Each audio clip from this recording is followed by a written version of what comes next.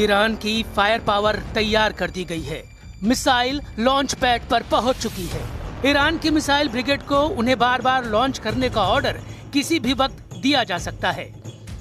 Iran के target हैं खाड़ी में अमेरिका के अड्डे जिन पर ट्रंप को बहुत नाज है, और दूसरा है इजराइल, जहां कम से कम 20 शहर और उसके मिलिट्री बेस ईरान ने तबाह करने का इरादा पक्का कर लिया है।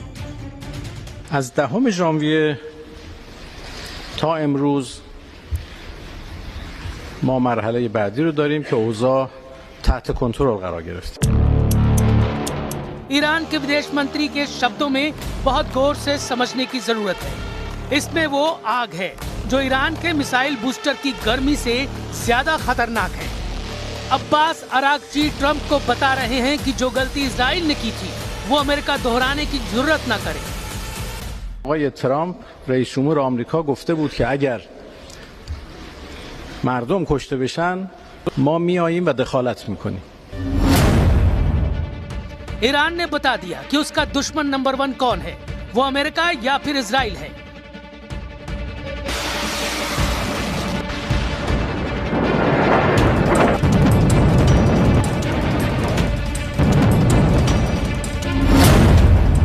ईरान ने बता दिया कि वो अपने दुश्मन नंबर 1 और दुश्मन नंबर 2 के साथ फिर से युद्ध के लिए पूरी ताकत के साथ तैयार है।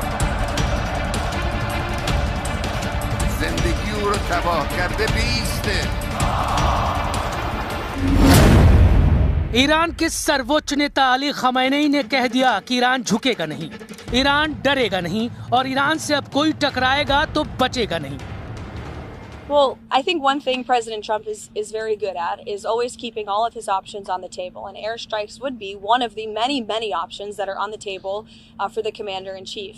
Diplomacy is always the first option for the president. He's told all of you last night that what you're hearing publicly from the Iranian regime is quite differently from the messages the administration is receiving privately, and I think the president has an interest in exploring those messages.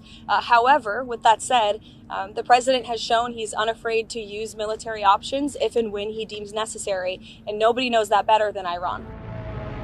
खमैनी और उनके कमांडरों का रुख देखकर साफ लग रहा है कि न अमेरिका और न ही इजराइल के लिए ईरान से निपटना आसान होने वाला है, क्योंकि एक तरफ रूस से भारी समर्थन मिलने के बाद ईरान लगातार अमेरिका को आंख दिखा रहा है, तो दूसरी तरफ इजराइल के लिए उसने अपनी नई मिसाइल तैयार करके रखी हुई है।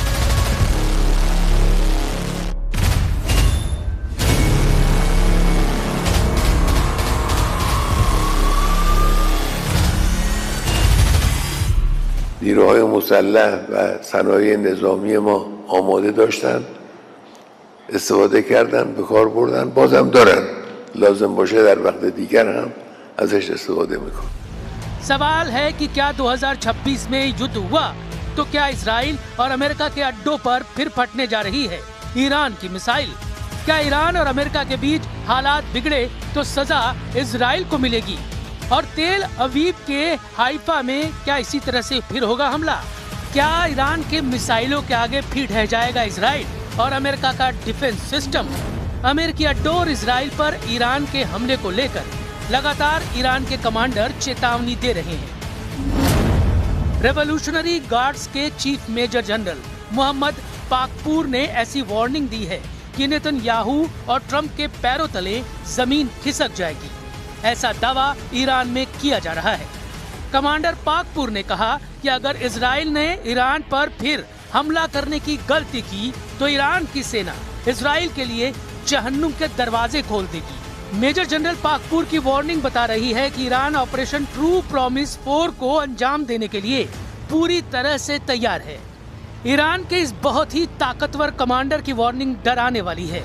सर्वोच्च नेता अली खमैनी की चेतावनी के साथ साथ एक कमांडर ने डबल फ्रंट वाली चेतावनी दी है और कहा है कि 13 दिन के युद्ध के बाद अगला हमला दुश्मनों की जड़ें हिला देगा। जाहिर है खमैनी और उनके कमांडरों का इशारा इजराइल और अमेरिका की तरफ है। मेजर जनरल मोहम्मद पाकपूर को मेजर जनरल हुसैन सलामी की मौत के बाद IRGC का कमांडर बनाया गया। मेजर जनरल हुसैन सलामी की मौत 13 जून को इजराइल के हमले में हुई थी और उसके बाद से पाकपूर IRGC की कमान संभाल रहे हैं। इजराइल के खिलाफ 12 दिन तक मिसाइल अटैक करने के बाद जब युद्ध विराम हुआ तो मेजर जनरल पाकपुर ने क्या कहा था, बहुत गौर से देखिए। دستشون روی ماشه است. اگر خطایی از طرف دشمن صورت بگیره حتما مثل 12 روز گذشته مقابله مثل جانانه انجام خواهیم داد. در دفاع از این کشور ما لحظه‌ای به خودمون تردید داریم. ईरान की मिसाइल लगातार लॉन्च पैड पर तैयार हैं। कमांडर पाकपुर ने बहुत ही साफ साफ कहा कि हमारी उंगली मिसाइलों के ट्रिगर पर है और खमनेई से भी उन्हें सिग्नल मिल चुका है कि इस बार इजराइल ने हमला किया तो कोई रहम न दिखाया जाए। इजराइल की नई टेंशन ये है कि ईरान का दावा है कि उसने अभी तक अपनी सबसे खतरनाक मिसाइलों को इस्तेमाल नहीं किया है, लेकिन ईरान से युद्ध को लेकर अमेरिका और इजराइल से लगातार नए नए सिग्नल मिलने लगे हैं। इजराइल पर हुए हमलों में जिन मिसाइलों ने तबाही मचाई है उनकी लिस्ट देख लीजिए, क्योंकि यही अब तक नेतन्याहू के लिए सबसे बड़ी परेशानी बनी है। इनमें सबसे खतरनाक फत्ताह-1 और खैबर शिकर मिसाइल शामिल हैं। इनमें कद्र और इमाद मिसाइल भी शामिल हैं। फत्ताह हाइपरसोनिक मिसाइल की रेंज 1400 किलोमीटर है। खैबर शिकर मिसाइल की रेंज 1450 किलोमीटर है। कद्र मिसाइल की रेंज 2000 किलोमीटर तक है और इमाद मिसाइल की रेंज 1700 किलोमीटर है। मिसाइलों को लेकर ईरान की तरफ से ऐसी वार्निंग इसलिए आ रही है क्योंकि नेतन्याहू और ट्रंप का रुख अमेरिका को लेकर काफी सख्त देखा जा रहा है। If you look at the Middle East, I would say prior to us hitting Iran so hard, we could have never made that deal because you would have had a dark cloud over the Middle East when we took out their nuclear capability, which was one of the great military maneuvers of all time. It was flawless. You saw that. Trump और Netanyahu दोनों जानते हैं कि Israel पर Iran की जितनी missile गिरी, ऐसे हर धमाके ने इजराइल के मिसाइल डिफेंस सिस्टम का पुर्जा ढीला कर दिया।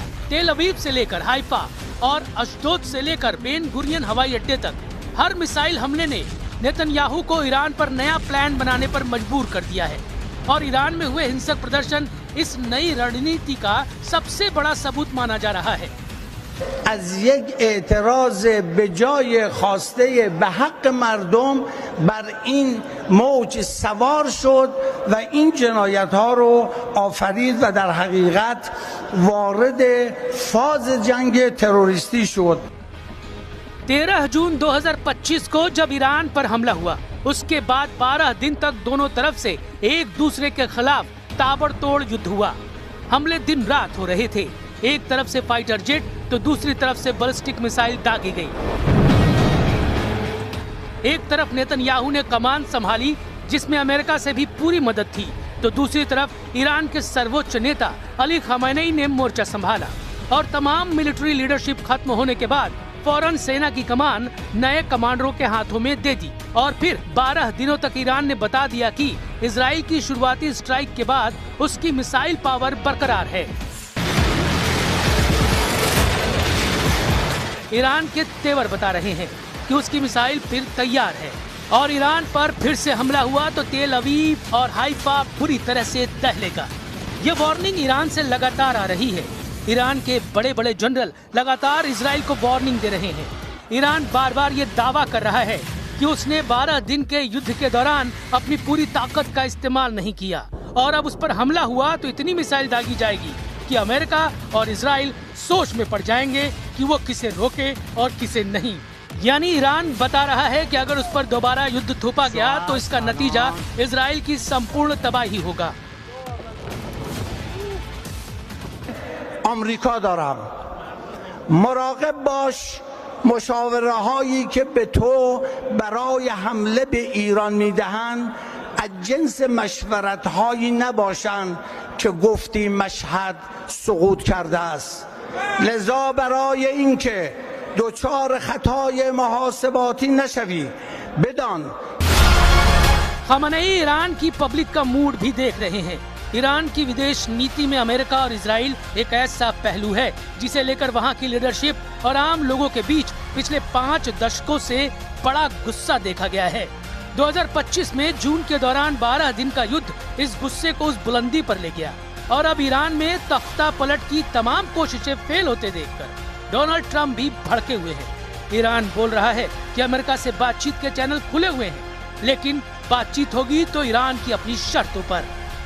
अमेरिका को लेकर ईरान की 3 पॉइंट वाली स्ट्रेटेजी साफ है। पहला, इजराइल को मदद पहुंचाना बंद करे।